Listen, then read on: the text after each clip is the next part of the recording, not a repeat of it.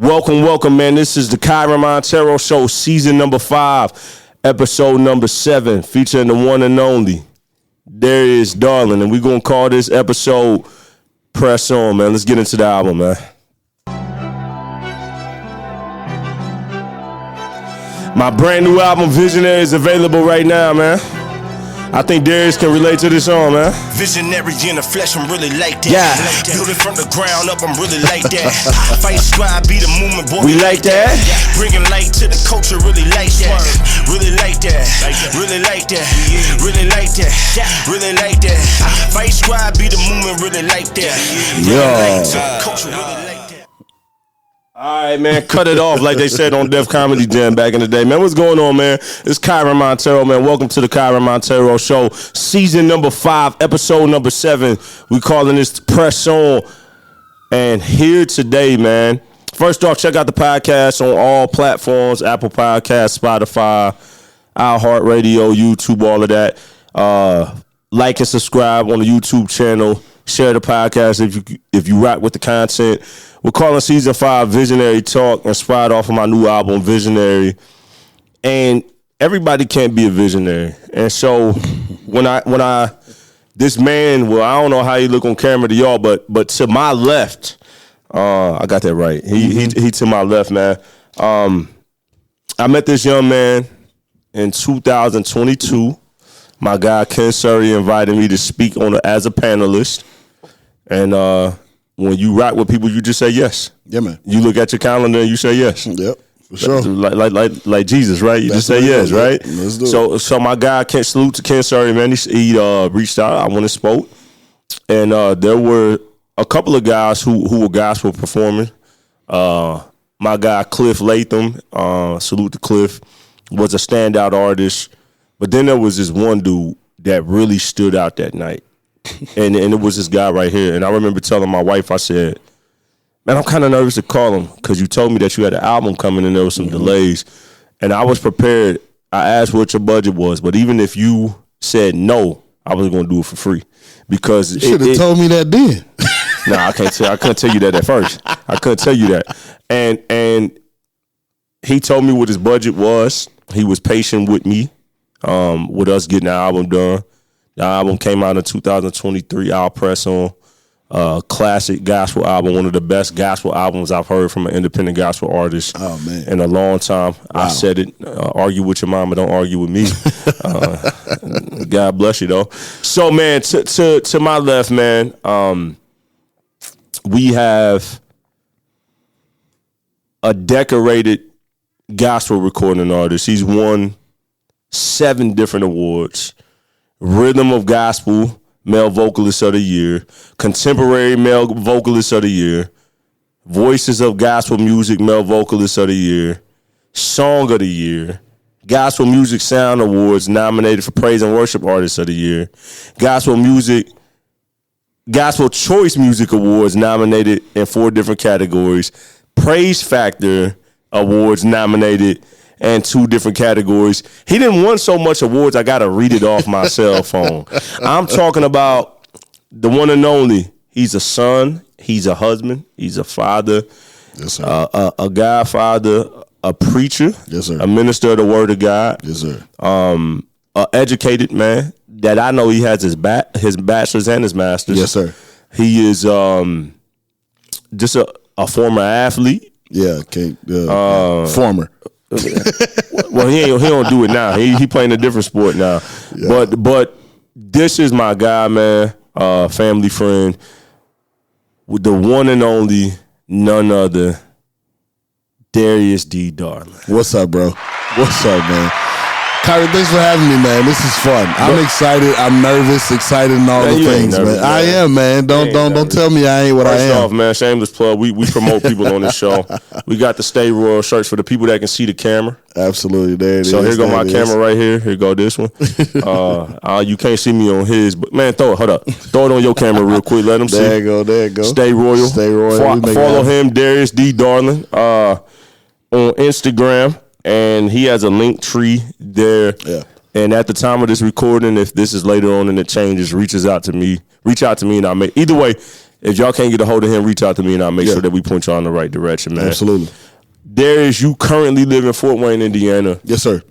But that ain't where you grew up, though. No, man. You grew up in the city of Detroit. Yes, sir. Michigan, Motor City, Motown. Yes, sir. Motown, yes, sir. Legendary, some of the greatest R&B and gospel artists ever, and musicians have come out of Detroit. Also, some of the most crime. Watch it. But no, you're not wrong. You're not wrong. At one point, you all in Chicago. Yeah, we was battling. We was battling for a minute. Indianapolis and Cincinnati was trying to catch up. But anyways, man, growing up, man, let's dive into your story, bro. Yeah. I wanna tell us about you growing up in Detroit and seeing both sides of the coin, and the church and the other side. Mm-hmm. Talk about that, and then I want you to lead into how that brought you into being a gospel artist. Yeah, so most people will say they had the hard life story. I can't say that I had the hard life story, but what I can tell you is that I grew up in a single parent house, but my grandmother and my grandfather was there as well. So my dad passed away when I was 4. He was shot by a police officer, off-duty police officer, but my dad was trying to steal a car and didn't know it was an off-duty police officer, got shot, and he always said... Was that there in Detroit? Yeah, it was in Detroit, and he had this thing where he said, he spent a lot of time in and out of jail, and he had this thing where he said he wasn't going back to jail, and so, but he was trying to get the car. The off-duty officer shot him. And your pops is from overseas, correct? No. He's from Detroit. My biological father is from Detroit. Okay. Yeah. So, we'll get into that. My bad. Yeah. Well, no worries. So, the off-duty officer shot him, and because my dad didn't want to go back to jail, he ran. Had he not ran, he probably would still be alive. He just would have had to do jail time, and he just did not want to go back to jail. So he ran, hoping to get, home and get fixed up and all the stuff, but he didn't have a weapon on him. Yeah, he didn't. No. So what? That's a whole nother issue. That's a whole nother issue. We can talk about that. That happens too often. Yeah, man. Yeah, we can talk about that at another time. But yeah, wow. So that was the case. My dad wasn't around. Had a lot of male mentors come around in and out. But my mom, she was the choir director at the church. So I grew up in the church. She was the choir director. I sang my first solo at 4 or 5 years old, directed the choir. I started singing around 4, led my first song around 5, directed the choir at 10. Wow. Started teaching at 12, and then started singing professionally at 16. Okay. And then came to college, started my own choir at the school. From there, recorded my first single in 2017, then recorded the album in 21 and put it out in 23. And now we're sitting here on the couch talking about the history, man. So, Detroit was great to me though, man. I growing up in Detroit, I learned everything you can imagine from the music scene and from the streets.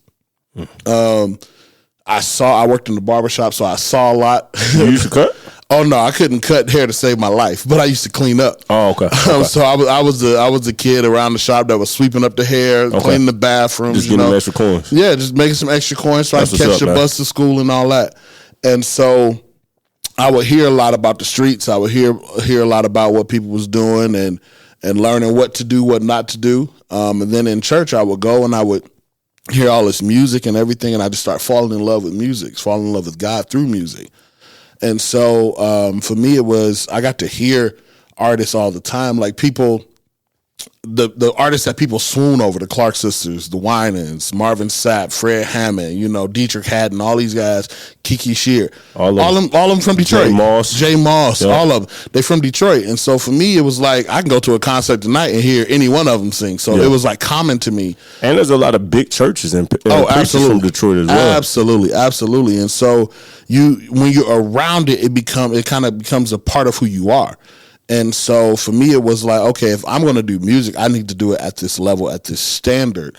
I may not have the promotion of it, but I have a standard.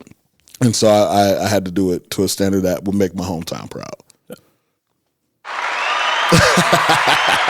Start singing professionally.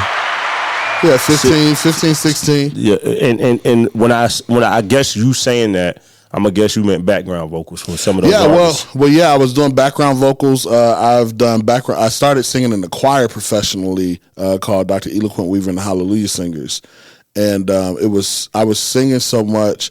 My mom told me I couldn't sing in the choir because she was like, "I need you to focus on school. You can sing in the choir after you graduate." But I was sneaking out the house to go to choir rehearsal. I was sneaking out the house to go to sing. Like Choir Boy or 5 Heartbeats. For sure. I was sneaking out the house to go sing at concerts and stuff. And after a while, my mom was like, look, if this is what you're going to do, your grades got to be tight. You know, all these things got to be in place in order for this to happen. So it worked out pretty good for me, I think, man. One thing that I've noticed about your story from getting to know you, and I've known you for some years now, is that as we get into it, people will learn there's a lot of layers to your story. Yeah. There's a lot of tragedy that produces beauty. Yeah. But I've never, even in the roughest moments, you've just been a fighter. You've never let that paralyze you, like you've never paused. Well, I don't want to say pause. You've never stopped, right? Yeah. You've always kept going, man. Coming up in Detroit, you know, from the outside looking in, Detroit is known as a rough city. Mm-hmm. We see 8 Mile with Eminem and you know, D12 and just even my favorite sitcom of all time, Martin. Oh, right? Man. Martin Lawrence was it really shot in Detroit or was it just portrayed? No, it was actually really shot in there. Detroit. It was shot at an apartment building off of what's downtown, the street called Jefferson Avenue. Okay. It's right off the water, nice high-rise down there. Ooh. Yeah, man. Home in the house. Yeah. So I love that's one of my favorite sitcoms, man. And just coming up with Detroit, I was always I still have never been to where Motown is at. I hear that's a museum. I would love to go. It's a museum, and they've done some amazing work around there to beautify it even more. And it is fitting. It used to be just 2 houses connected, and now they are in the process. Probably by the time this comes out, they'll be closer to even being done if they're not complete already. Of redoing it to be fitting of a true museum to Motown. Okay, so it's gonna be beautiful. So you talked about, you know, coming up music in the church, but like you said, you have Motown. Yeah. So Motown has, whether they lived in Detroit or not, Motown itself has produced some of the most legendary, absolutely, urban artists. I mean, we can say Michael Jackson and stop there. Yeah. We can say Marvin Gaye. Wasn't Marvin Gaye a part of Motown? Marvin Gaye was at Motown. Stevie Wonder was a part of it. Was at Motown. Diana Ross was at Motown. Quincy Jones was at Motown. Smokey Robinson was at Motown. Is that Temptations was at Motown. Y'all ever heard of any of them? The OJs was there. The Delphonics. It was everybody. Easy Like a Sunday Morning. One my guy, Richard. Yeah, it was Lionel Richie. One. I don't know. Lionel Richie might have been. He might have been. But man, there was so many artists at Motown during its heyday where they were centered and focused in Detroit that it wouldn't be uncommon for artists to strike up a group and go try to present to Motown. So what was that? Because growing up here in Marion, Indiana, small city, far away from a music industry being here, people did music, but there's no industry here. There's not a lot. There's not an abundance. There's no machine. And there's not an abundance of talent the same way major cities have it. With everything, musicians, producers, studios, like the whole gamut. Everything is smaller here. Yeah. You grew up in a city where the standard is like really high. Yeah, and everybody can sing. It really, in the city, there's probably 100 Amis in the city. Like, there's artists who are independent artists who are striving to get it done. There are so many different managers and musicians, and they one of my choir directors growing up, he would say, "Man, I could go find the singers. Singers come a dime a dozen. I'm not worried about singers. On commitment. Yeah, that's what I'm looking for. Yeah, that's what separates it, man. And you brought up your mother. Yeah. And You brought up your biological father. Yeah. But there's still more to the story. Can you go come into more of, I guess, adult years? Yeah. Because you've dealt with a lot of tragedy. Yeah, man. So I shared a little bit about what happened to my father, but in 2020, everybody knows of COVID, right? I mean, that was a whole thing. But for my family, it started in January of 2020. So some would say my stepfather, I just call him my father. He's my sister's dad, lives in Cape Town, South Africa. And so in January, I get a phone call. Everybody else put this weekend around the weekend that Kobe died. Well, for me, the day before, I got a phone call that told me that my sister, my nephew, and my uncle had died in a car accident in Cape Town, South Africa.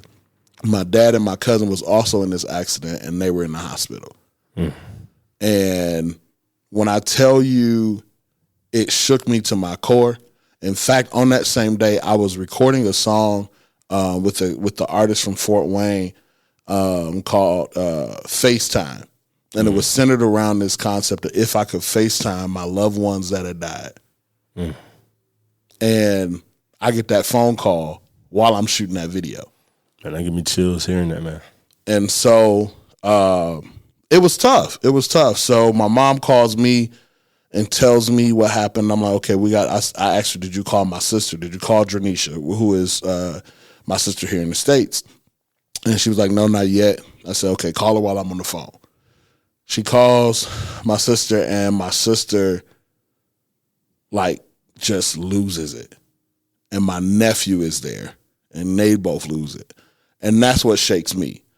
I'm good as long as my people are good. Yeah, but once I can handle a whole lot of things, but when my sister, my nephew, my brother, my grandma, my wife, my daughter, when they start crying or they get messed up by something, that's what impacts me.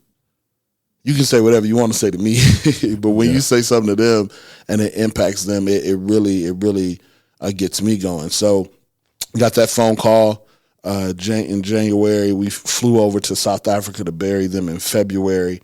And then we get back. Then we start hearing the rumblings of COVID. Before we left, we heard the rumblings of COVID, and it was going to make its way to the States and all this other stuff. We're like, we're going to get there and get back. Do what we got to do. We get back. So at that point, was traveling? Traveling was still, you could still travel. It was still normal. Yeah, it was still normal. February was still normal. You didn't start seeing a lot of the travel restrictions until March. Yeah. And so I remember that time. The middle of March. And so that's my job was talking about sending us home. So I was like, all right, bet. Well, and I got it clear with my bosses. I was like, well, if we're going home, can I go and work from Detroit? Because I want to be with my family. I'm the only one in Fort Wayne for my family. And my boss was like, yeah, you can do that. So I called my mom, and I'm like, Mom, I'm coming to work from Detroit because they talking about shutting down highways and stopping travel and all that. I want to be with my family. She said, no, stay there. You have everything you need in Fort Wayne. You got your apartment set up. You got your, right there close to work. You got your church. You got all this other stuff. Stay there. We'll be fine up here. That was a week before they shut Michigan down. They shut Michigan down on a Wednesday. My mama went to work on Thursday to go and pick up all her stuff so she can work from home. She gets a call from her boss on Friday night and says, hey, somebody in the office contracted COVID. You may want to go get tested. So the next day, my mom goes to the hospital, goes to get tested. And they do the test, but they can't really read the test. It's new, man. They have no idea what's happening. So they say, well, we don't know what's going on. We're going to send you home and then just kind of keep us aware if something happens. So that's Sunday she goes home. Wednesday, I get a phone call from my uncle telling me, hey, they just rushed your mom to the hospital. She wasn't doing too well. So boom, they rushed to the hospital. We get a phone call Wednesday night that same evening and said they had to put her on a ventilator because she wasn't breathing.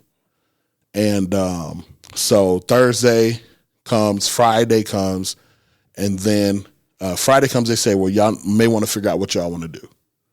We're like, huh? No, we're going to keep fighting, right? That's the thing. We're going to keep fighting. And so on that same Friday, prayed with my family. My grandmother goes into the hospital with COVID that day. And so she's in the hospital. She's on a ventilator and in a coma for weeks. I'll come back to that. Grandma goes into the hospital on Friday. Saturday comes. They say things are looking okay for my mom, but still nothing is changed majorly. Sunday, I go and shoot because we're doing virtual services at my church at this point. So I go to my pastor's house, shoot the video, and then I go home. I get a phone call from my godbrother. He's like, "Hey, was what I heard just true?" I'm like, "No, I don't know nothing. What did you hear?" He said, "Well, if you saying you ain't heard nothing, then I don't know anything. I'm just hearing stuff." So I'm like, "Okay, bet." So I call my brother, who is home, who is at this point 19. He's the one at the house with my mom. So he calls. Well, I call him and he says, "Where are you?" I'm like, "I'm at home." All right, so we just all get in the grandma's house. I said, "Why are we at grandma's house? Like, why? Like, what's going on?" And he says, around 1:00, Mama coded, and I just let out some frustration. It was a dark day. My best friend came over to the house with me. My pastor came to the house. But all this is happening while my grandmother is in the hospital in a coma. So my grandmother has no idea. And so that was Sunday. On Monday, Sunday I called my boss and told her what happened.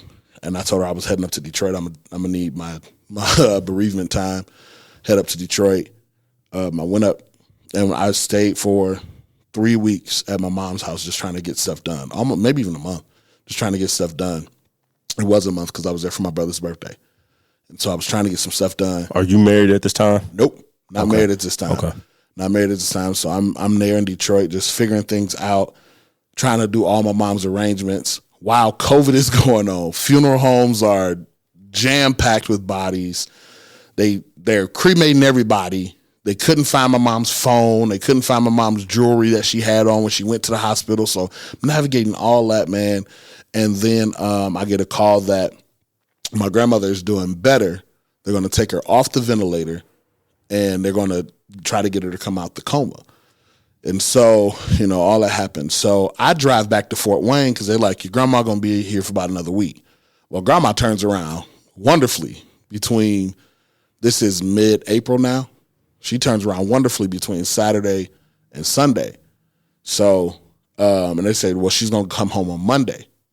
So I get back in the car, drive back to Detroit because I got to be the one to tell my grandma that my mama ain't here. I'm the oldest boy in our family, closest to my mom. I'm not closest to my mom, but me and my mom had a very good relationship, and everyone would say that I'm my grandma's favorite. So I got to be the one to tell her. I'm the preacher. I'm the one that's carrying the mantle. So they bring my grandma home in the EMS. I call the hospital and say, hey, I need y'all to hold her in the EMS until I tell her this news, just in case something else happens. So they open the EMS, get in the car, and I tell my grandma, she's looking around. She's like, hey, everybody, it's good to be home. Where is Val? And I'm like, Grandma, she didn't make it out. And not only did your daughter not make it out, your best friend passed away while you were in there too. So I'm battling. I'm holding on to all that. And I am frustrated, but I'm still trying to give all this to my family. And so I'm getting ready to leave Detroit for the last time to come back to Fort Wayne. And I go to get in my car. And in January, I started writing this song for like when my sister passed away. And I sat on my couch, I sang a little bit of it. I've had it on my Facebook page. My mom commented. She's like, oh, you might have something there, boy. You might have something there with that song. What was the name of that song? I'll tell you 1 second, because then I know what it is. And then I get to getting ready to come back home to Fort Wayne, and I couldn't figure out the verses. I get in the car, in the driveway, and the Holy Spirit says, go back in the house. I got verses for you. I run back in the house, sit down with my pen and paper, and I write the verses to I'll Press On. And that song was born in 2020. And in which birthed an album. Yeah, the full album. Yeah. Let's talk about. I know that was a long story. No. It's necessary, man. Yeah. This is the great thing about storytelling is that people can relate. When I met you, my father died at 18. And so, I've shared that stuff with you. Yeah. And right when I was meeting you, my grandmother had passed away months before. Yep. And so when you told me the story of your album, there was just a lot that resonated with me because I feel like something that we both had in common was oldest boys. I'm the oldest grandson you are. Yep. I'm my mom's oldest son of 5, oldest on my biological dad's side too. Yep. Similar to that, my biological dad is actually still living from Ypsilanti. All right. You know what I'm saying? Right in your area. Right. Yes, sir. So there was just so much stuff, but one thing I could relate to was legacy. Yeah. And carrying on that legacy. Now, I was 18 when my pops died and I lost my mom. I was very young, was not equipped to know what mental health, like therapy and stuff, wasn't equipped for none of that. Where was your mental health and your faith at during that time? Because that, right, everything you just went through will wipe somebody's faith clean indefinitely. Yeah. You have people that have walked away from God 100%. Indefinitely. Yeah. Where was you at, man? For me, it was I was having it rough, to be honest. I was having it rough, and but I still had a conversation with God about it. I had a brother who called me the day I was driving back to Detroit. He called me, and I pulled over. He prayed with me. He said, talk to God about it. Before you do anything, before you make any decision, talk to God about it. And that was Josh Copeland out of Salisbury, Maryland. He called me and prayed with me that day and said, talk to God about it. So I got to Detroit. I'm like, God, what are you doing? Like, I don't understand this. I'm confused. And he told me clearly, he said, son, I need you and your family to be an example of what it means to go through hard times with me on your side. I'm like, did you have to do it this way? But in all honesty, man, I heard him clearly say, I need you and your family to be an example of what it means to go through hard times with me on your side. So that's the one thing that kept me sane through it all.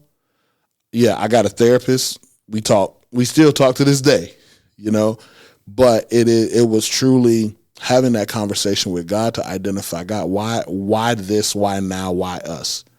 And God is not afraid of us. He wants to be in relationship with us. He wants to talk with us. And so when you ask him a question, he wants to give you an answer. He wants you to ask him questions. People always say when we was growing up, oh, you don't question God. No, you need to have a conversation. It's a relationship. Yeah. And where there's no communication, there can be no conversation. Where there's no conversation, there can be no relationship. That's bars. And so I just feel like that's what I heard him say. And so that gave me a certain level of peace in navigating all of it. So when we handled my mom's memorial service, me and my siblings, we weren't cussing each other out. We wasn't fussing. We wasn't arguing. We wasn't fighting. Who wants to do what? Who has a heart to do this part? Who has something that they want to absolutely be done? All right, bet. I got you. We'll make that happen. We'll make that happen. We'll make that happen. Let's pull it together. Because what we're going to do is we're going to honor my mom and we're going to show everybody else what it means to honor God, honor your parents, even in hard times.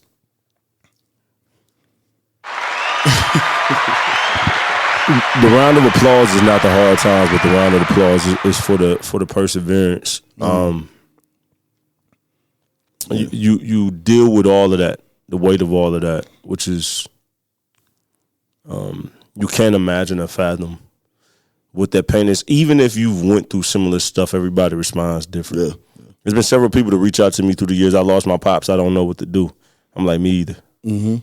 I don't know what it feels like. I know how I handled it. Mm-hmm. It wasn't healthy. Mm-hmm. I was also 18. I was young. Yeah. So I think in my 30s, I would handle it different than that. Yeah. Opposite of what I did, right? Yeah. But it's still hard.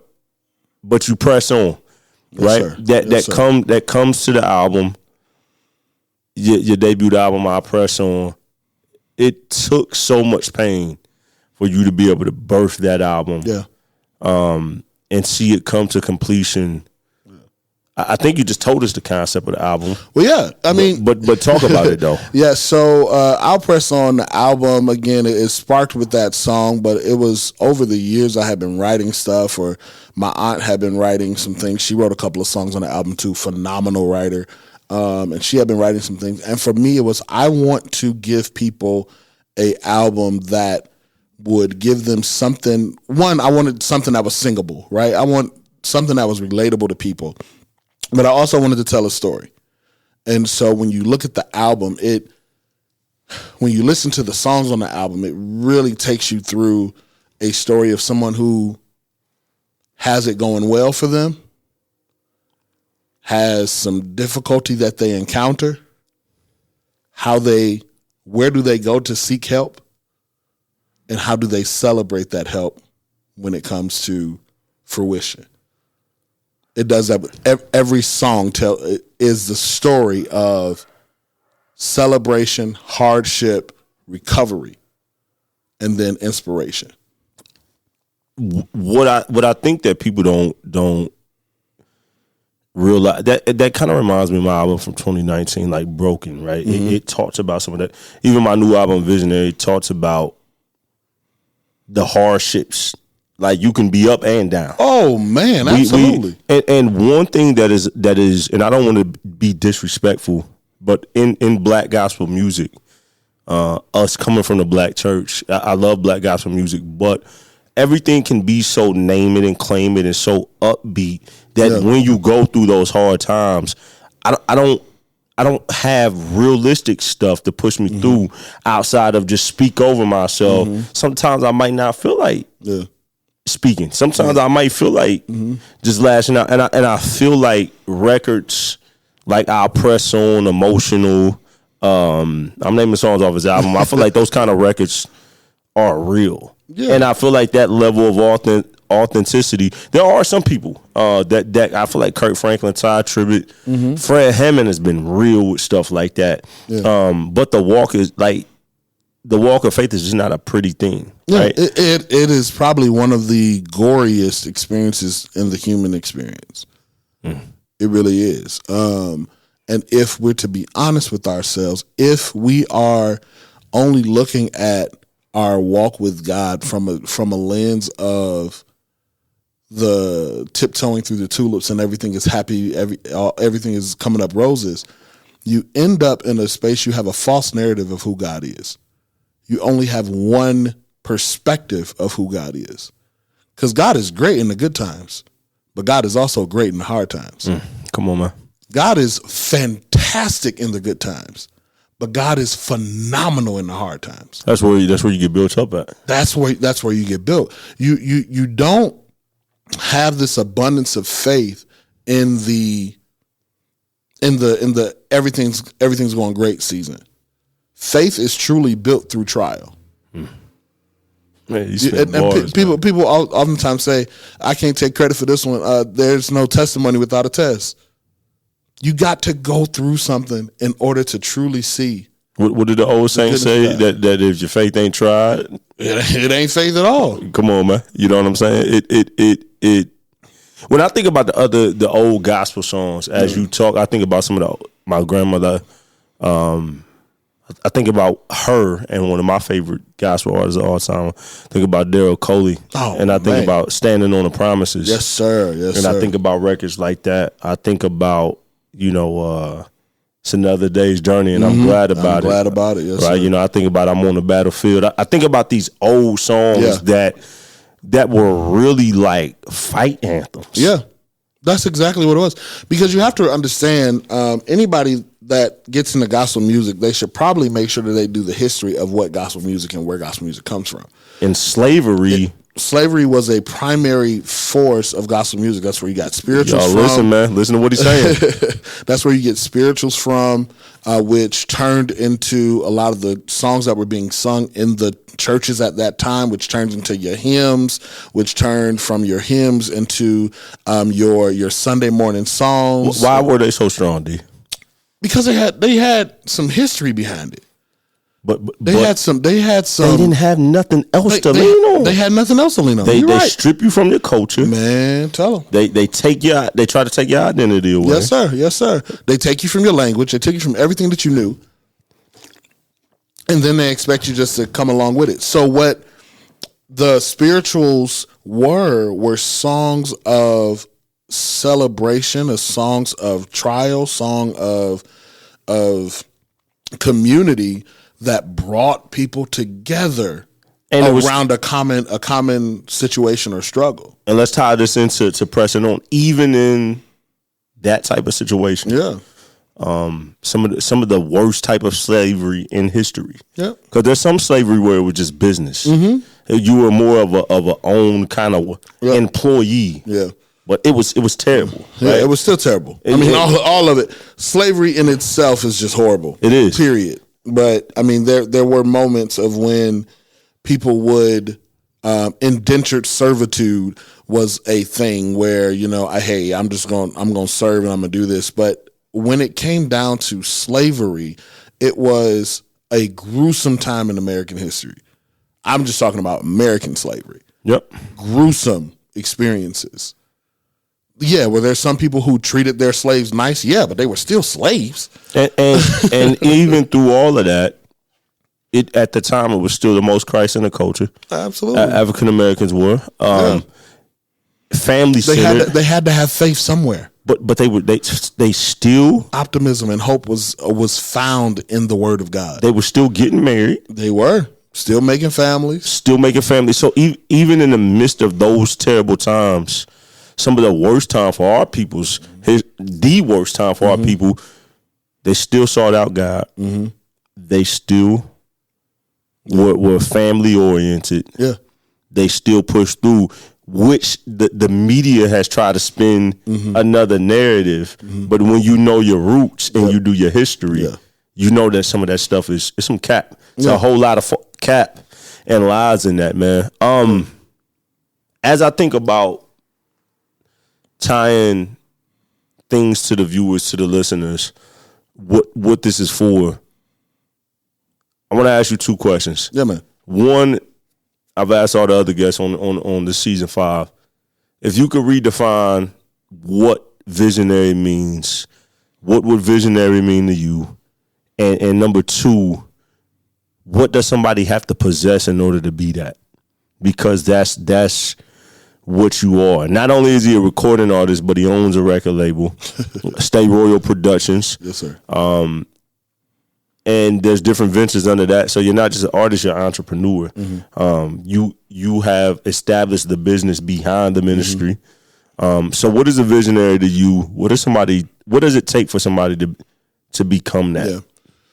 A visionary to me is someone who has an encounter with God and really desires to be all that God has created them to be.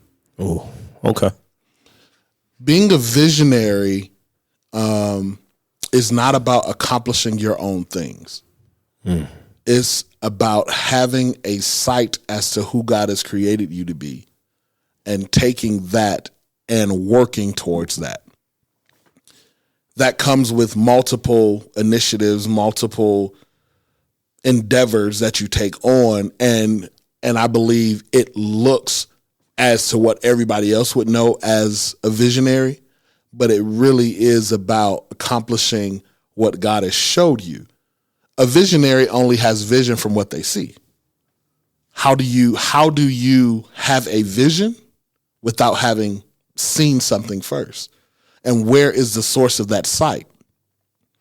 I think that's part of my album that people miss, because I'm on there. I'm talking about starting up businesses. I'm talking about taking risks. I'm talking about the perseverance through the hard times. That's just the attributes. Yeah. But what you're talking about is the calling. Yeah. And the identity behind that. Absolutely.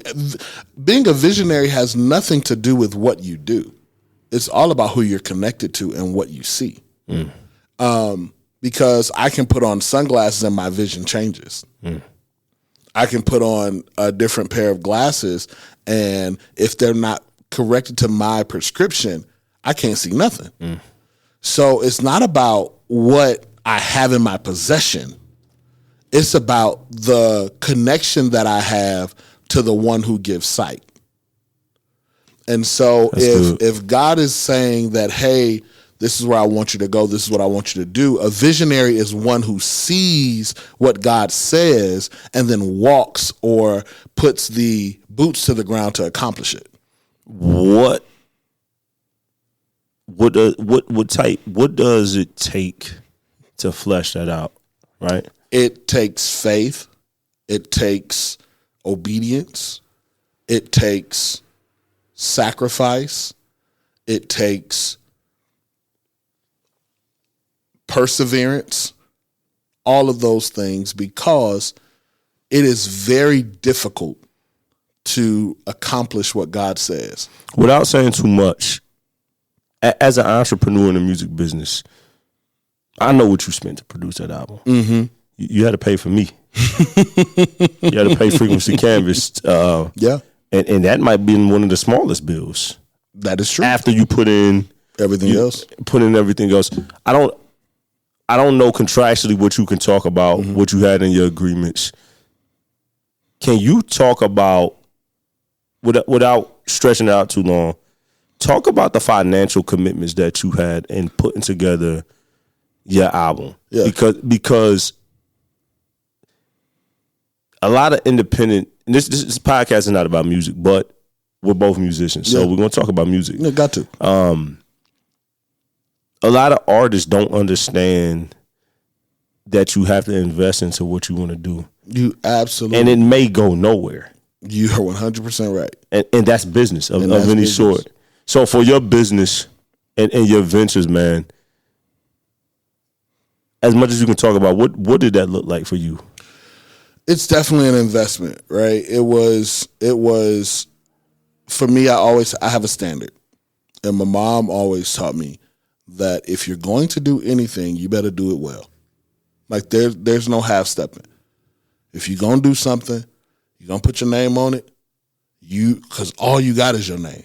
And you said she told you that even if you just do it one time, you got to do it right that one time. Even if you're only doing it one time, you better do it right that one time. Yeah. Because you never know what you intended to do one time could be something that you end up doing over and over again. Yeah. But if you did it that one time and did it horrible, that can't open no door for you. What did that sacrificing look like for you? It was long days, long nights, picking up extra jobs, not experiencing some of the things that I wanted to go to, some of the things that I wanted to do. There was a lot of time, effort, energy that went into it. Relationships suffered because of it. I was friends with some people who I may no longer be friends with as frequent because of it. It was a lot of time that went into it that I could never get back. Was it worth it? Absolutely. Absolutely. Every minute of it. Because I believe that what I did was what God wanted me to do.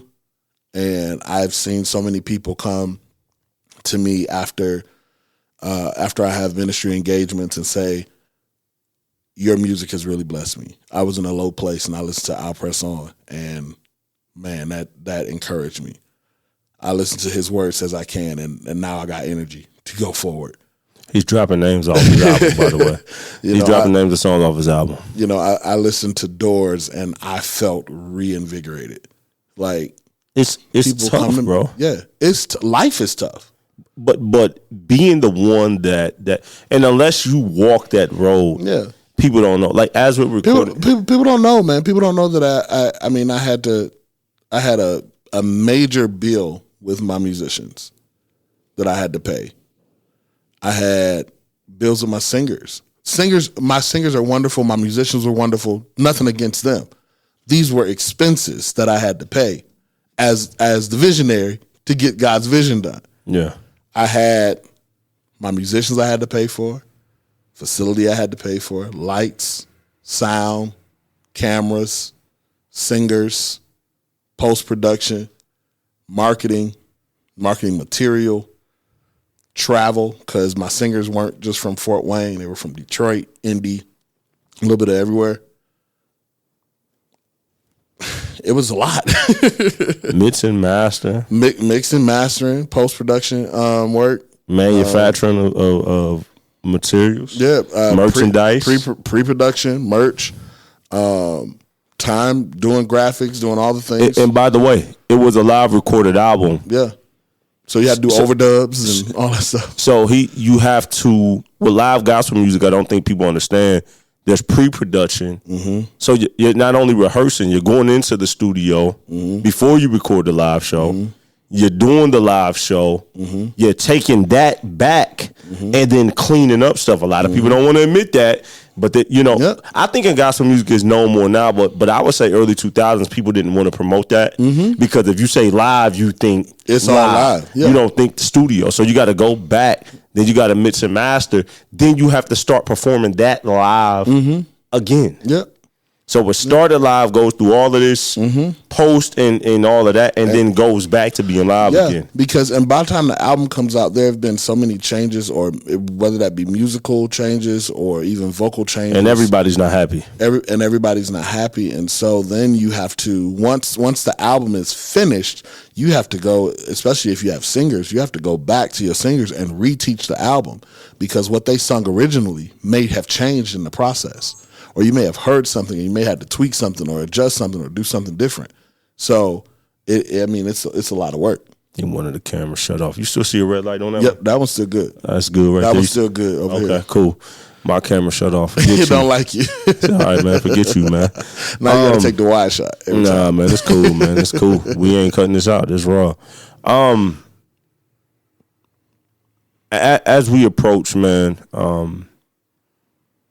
coming to a close for this, I feel like we're gonna have to do a part 2. Let's do it. Charge the camera and let's roll. One thing that I love about your story, any story that draws me in is hearing about great people persevere through some of the hardest times. Thank you. Because I've had a lot of hard times in my life.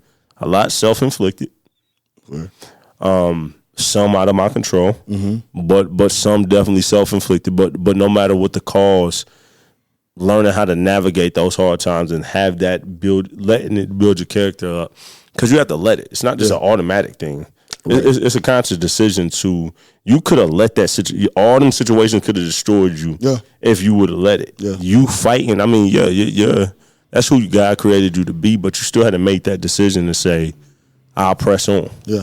I'll press on is a statement of choice. Absolutely. Right? Absolutely. That's a conscious decision of saying, I'm going, regardless of what happens. Though he slay me, yet will I trust him. You know what I'm saying? I'm going to keep going, regardless of the situation, regardless of the circumstances.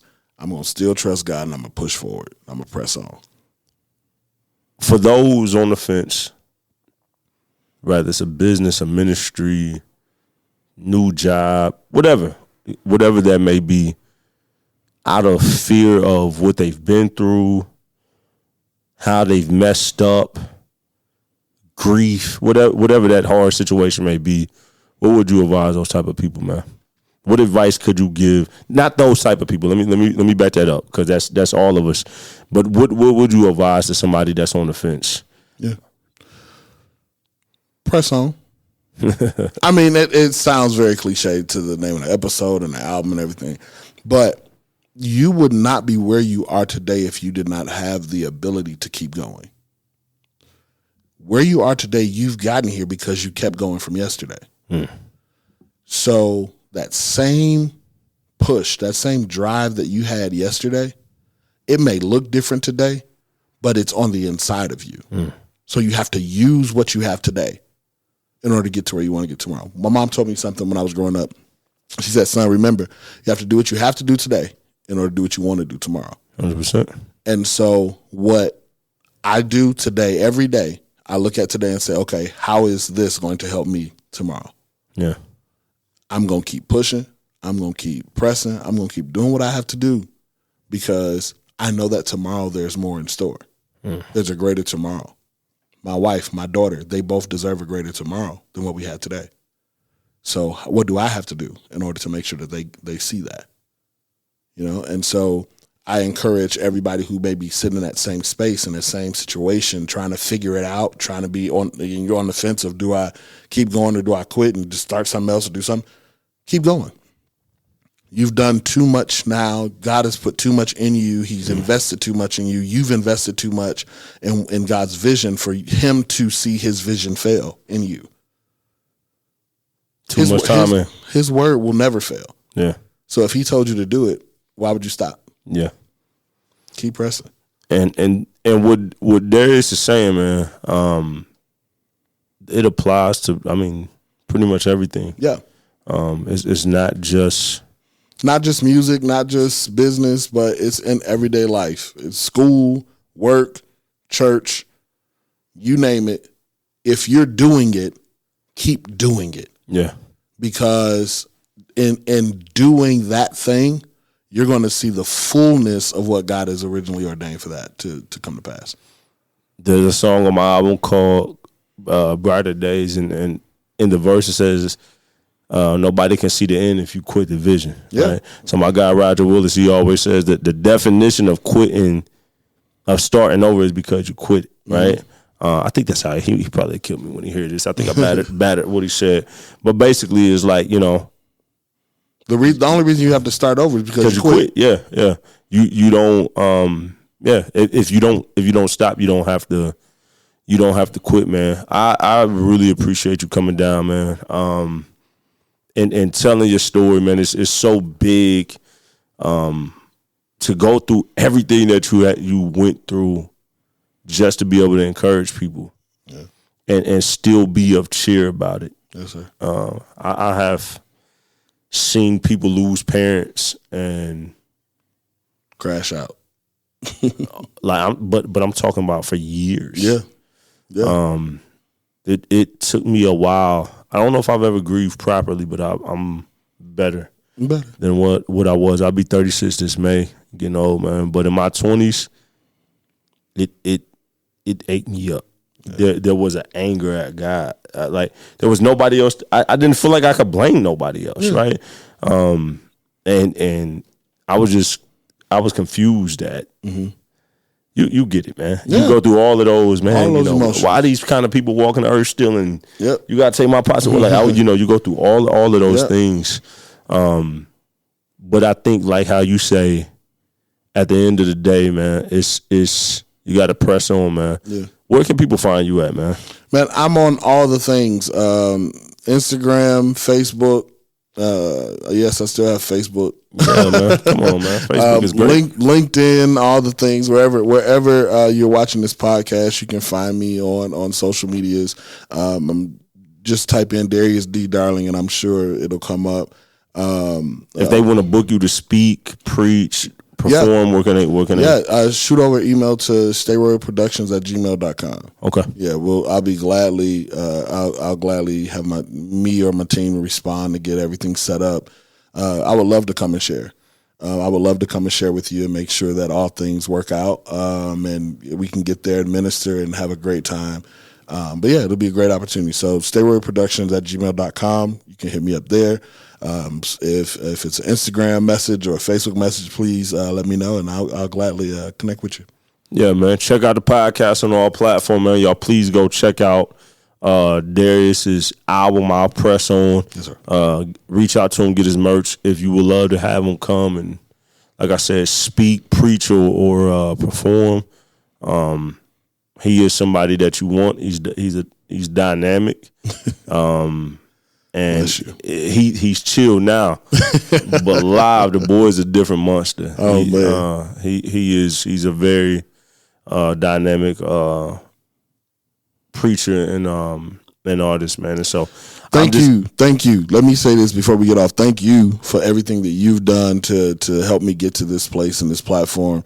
Thank Frequency Canvas and Fight Squad and everybody for helping me get to this spot. And I really do appreciate you having me on today. It's truly an honor to come down and share, man. Thanks for thinking a little on me. I appreciate you coming, man. Absolutely. There's not too many people, man, that you meet in life that when they say they'll have it, you'll have it. I'll do this. Basically, integrity. Yeah. I know you said his word says I can, but your word says you will. Yes, sir. You know if I say it, I'm doing it, man. We're gonna make it happen. If Darius is the type of person where if he can do it, I'm gonna do it. And if you can't, I can't. I'm gonna tell you that though. And if you don't want to, I'm gonna let you know that too. Y'all see that? Let the church say amen. You know what I'm saying? Amen. And so I think that type of character, especially in men, you know, in hood terms, I'm not gonna say the whole thing, but it used to say in life, all you got is your word and your. Mm-hmm. You feel what I'm saying? Yep. And that, look at that, watch coming undone, and that attitude in people, like even in business, I tell people like I could send you a DocuSign and you can sign a contract, right? Mm-hmm. But that's nothing but words on paper. Words on paper. If you don't honor that, now we got our litigation and all this other stuff. Yep. So rather it's on paper, rather it's just in the air. If you don't honor your word, you know what I'm saying. So that's my way of telling y'all that this dude is solid. And yeah, man. And I'm sorry, man. I don't think people realize in doing this, man. When you do pods, as you take this stuff in, you're not a therapist, but as people tell their story and you're hearing their story in the moment, there's no way that you hear a story like what you just told and you just walk away just ready to do backflips. You know what I'm saying? So as you're processing, hearing that, even though I've heard it before, it still is like you said, God, I'm going to use y'all to show you people were going through hardships with me on your side. Like that sucks. Yeah. Like that's painful. Yeah, bro. Like people want to like that's Jonah in the well. That's Daniel in the lion's den. That's Shadrach, Meshach, and the Billy Goat in the fiery furnace. You know what I'm saying? I'm sorry, man. I'm just playing, y'all. I had to throw some humor in there, but it's rough being one of God's vessels. It's difficult. It's hard. God didn't choose us because he knew it would be easy. He chose it because he knew it was going to be hard, but he knew that we would trust him. Let me say this real quick too, man, before we get off on here. Darius loves God. Love him. Loves his wife. Absolutely, 100%. Got a beautiful kid now. Yes. But one thing I have noticed too, you ain't nothing to play with either. Oh, not at all. Not at all. Most solid dudes that come up, you know, seeing both sides of the coin is people that you don't want to mess with. So one thing that I've noticed about, but I'm not just talking about physically, I'm talking about just period. Accountability. Yeah, I'm one that is true to my word. I hold people accountable. If you say you're gonna do something, do it. And if not, don't tell me you're gonna do it. I've told Darius some of my personal struggles. You know, sometimes the bros we talk being married. Yeah, for sure. Darius has definitely told me I've been on some BS. I mean, if you don't have real relationships with people where you can tell them you wrong, then why are we connected? If it's a real relationship. If it's a real relationship, why are we connected? If I can't tell you wrong and you hear my heart in that, why are we connected? Yeah. So, yeah. But you're right. You're right now. Yeah. and I also feel like, I feel like a lot of time, man, accountability is something that's ran away from. Oh, absolutely. Because people don't want to be held accountable. Yeah. Growing up in black church, it wasn't perfect.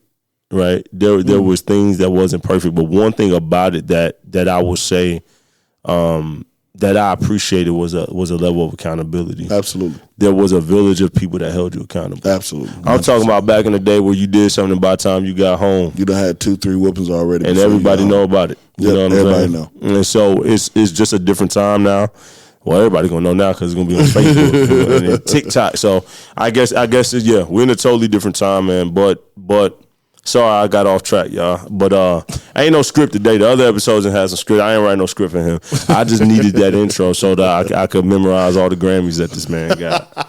This dude got so many. Y'all ever see the picture of Jay-Z and Beyonce when they come out the Grammy and they holding the award? You know what I'm talking about? And he just cheesing like it's so much hardware. Like we gonna do a photo shoot with D with all the hardware, bro. Because I don't think you can hold it all by yourself. Maybe not. I bless God, man. I see awards as the opportunity that I did what God told me to do. 100%. That's how I see awards. It's not about being just nominated and winning and all this other stuff. That stuff is cool. But being nominated for anything is an honor. And I see it as people see God's work being done well. What I see that. No, you know me as your bro. Yep. I'm gonna keep it true. Uh-huh. I also see it as a way to separate myself from the hating peers.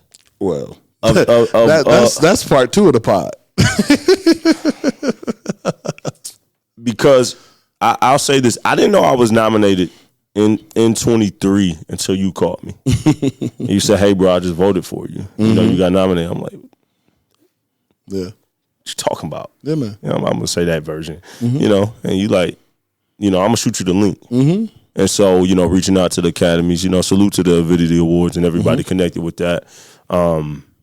I thank God for that because that got me connected with my guy Roger Willis, and Roger's somebody who I hugely respect as a fellow master engineer, but just as a man, a man of God, and just a man, just his integrity. But let's be real. Sometimes that hardware, as a visionary, like you said, it's proof of what God told you to do, but it's also proof of the separation. Yeah. Of the lanes, you know what I mean? And because it can, there's a lot of people online that claim a lot of things. There are. And he's not going to say this, so I will say this. Since he thanked me, I appreciate it, but there was definitely a competitive edge in finishing up our press on. And I think that if you had a major label push, it would have been one of the most talked about albums at that time. But this is an industry. You can buy number ones and sell them. True. It's facts. I mean, come on, man. And I don't care what genre you're in. If you are talking about Billboard awards, if you're talking about music industry, it can be bought. True. Yep. Okay. Awards can be bought. Yep. You're not wrong. Political campaigns can be bought. Business is business. That's why Judas betrayed Jesus. That part. That's a whole nother part too. That's part 2. It's the if you want to be a visionary, you got to realize that there's sharks in the water. Yeah. And when blood drops, they are coming, man. So salute to you, man. Round of applause, man. Thank you. Salute, man. Thank you for coming down, man. Thanks for having me. Make sure that y'all check out Darius once again, man. Make sure y'all check out Visionary.